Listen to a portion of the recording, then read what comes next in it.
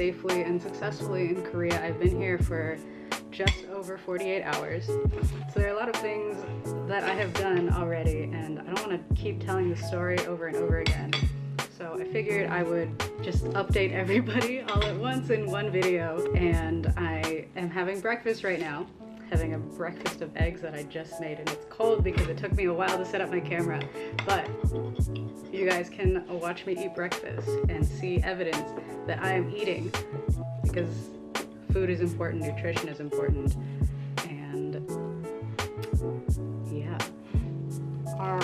Except like probably I'm going to edit out all of me eating, because who wants to watch me stuff my face with food?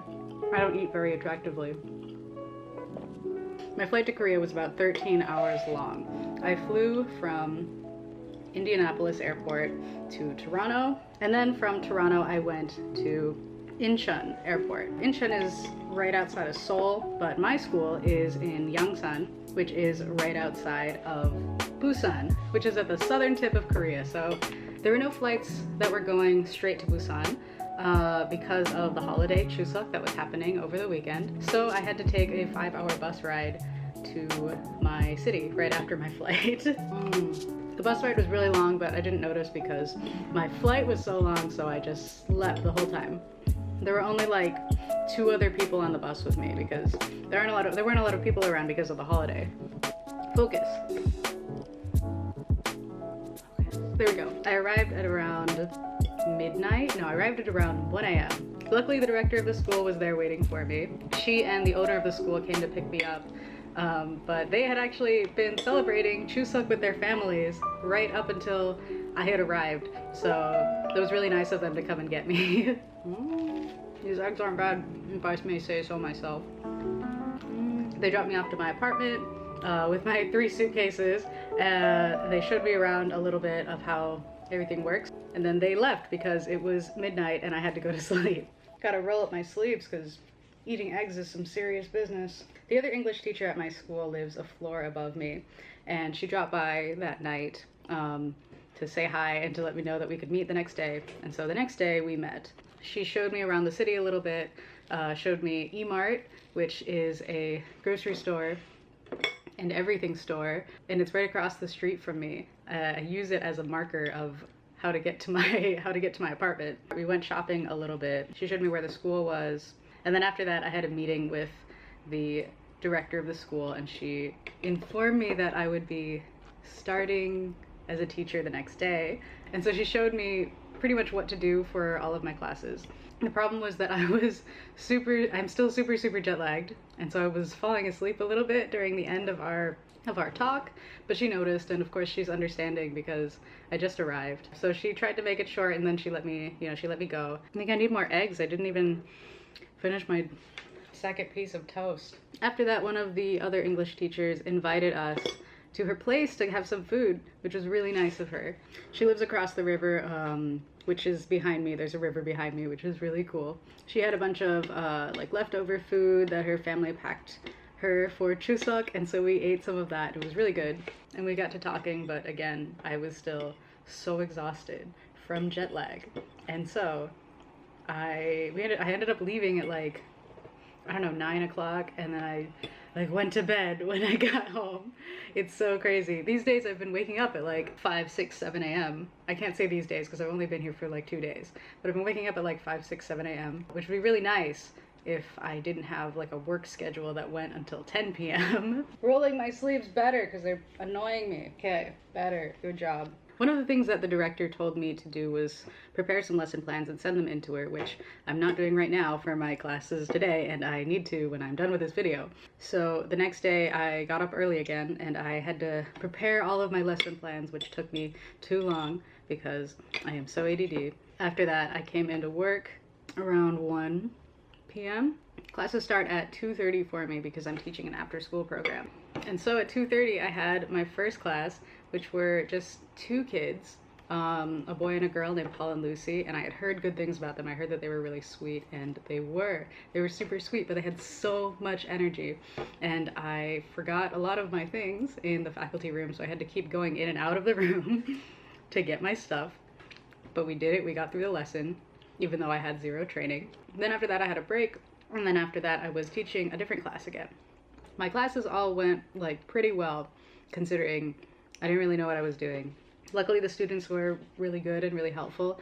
I only had one class that was like super crazy. They were still good kids, they just had a lot of energy, and it's hard because they're all in like after school programs, so they went through like a full day of school, and then they have to come and learn even more English.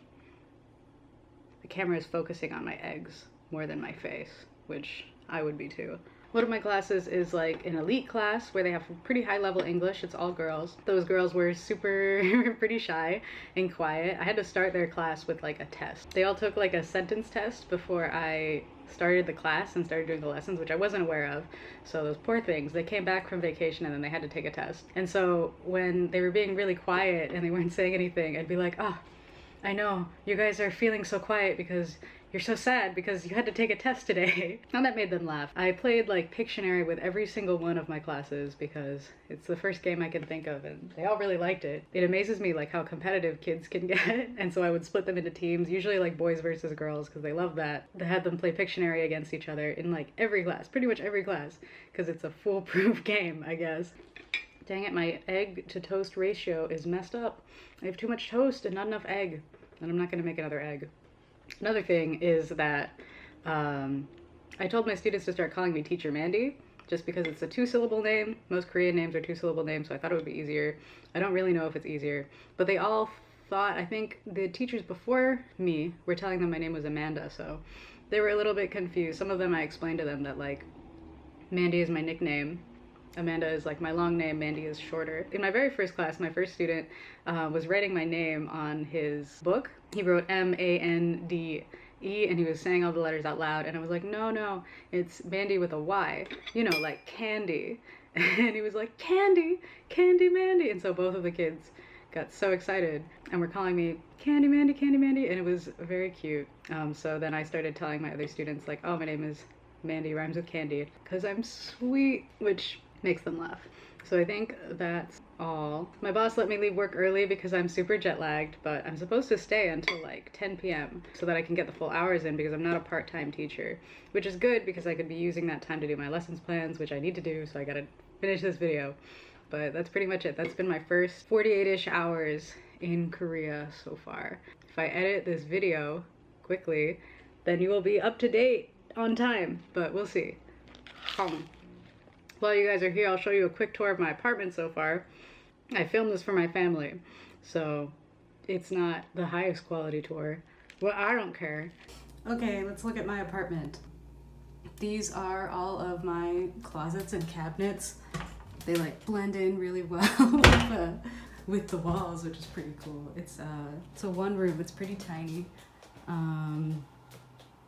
Like a studio apartment. So here's my bed. I moved around all of the furniture a little bit so that it could suit my needs better. This is a bookshelf that was left with a lot of books from the previous owner. I put some of my electronics here, and I have to like go through them and figure out what I'm gonna keep there because I need that bookshelf. My desk is a mess. I have some useless American money. I have a mirror. I took out this TV. It was in the closet. I took it out of the closet. It's like a super old TV. When I turned it on, I haven't heard the sound that it makes in years. It doesn't work. I don't know. I also found like these cable box and stuff, so I'm very curious to see if I can get it to work, but it might not. The plug has like a metal rod in it, so I can't use this top one. So if I wanted to plug both of these things in at the same time, I'd have to either move the TV across the room or like buy a power strip, which I don't know if I want to do that. I think this is a table, I use this table to eat at because it looks like it slides under my bed, but I also put it next to my desk when I'm working. This is my kitchen. These were just, so there were a couple things that were left behind, but I feel like I need to like rewash all of it. I filled the cupboards a little bit. There were some flies that get into my apartment. There was some food left behind. I don't know what I'm gonna keep because I don't know how old that food is. There's some stuff that I bought to stock up my kitchen that I haven't yet gathered the strength to put away. I don't have a better place to put my suitcases, so I guess they're just going there for now. I'm using a Meyer bag as a hamper. Good job, Meyer bag. That Meyer bag is more well-traveled than some people in Michigan. This is my bathroom. It is like a shower and a bathroom at the same time.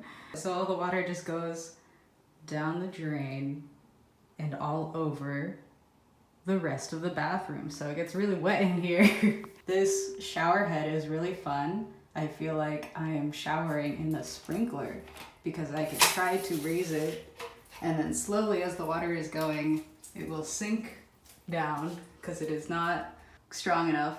So it will sink down and then slowly like start to rotate. So if I want to be in the stream of the water, I have to like move around the shower. Luckily I'm short, so I just leave it in one place at the bottom. Oh, there's a really pretty view, but I have to go up onto the windowsill and hand crank. Like I just have to actually just turn it with my hands to get the window to open, because this is what is left of the string. The string that's supposed to be in there that you would pull to, like, I don't know, operate the window. So I don't know if I'm gonna get that fixed because it's really annoying and I want to be able to use my window at the risk of knocking over my lamp. Oh, this is the view. It's so pretty. One of the teachers lives in that apartment complex, so I went over there to visit her. Yeah, I think that's it. Isn't it pretty? This is the train station, so I'm super close to everything. There's the streets down below, so I get to, there's the train, so I get to listen to everything as I try to sleep. Also, this window shade is useless. It's basically like sleeping in a really bright room. If you ever see K-dramas, you see like the actors like sleeping in a completely lit room, and you think that's a joke, but that's what it feels like to sleep in here. Okay, that's all. Alright, that's all. Thanks for watching. Hope to make more videos so that you can stay up to date on my adventures. Bye bye.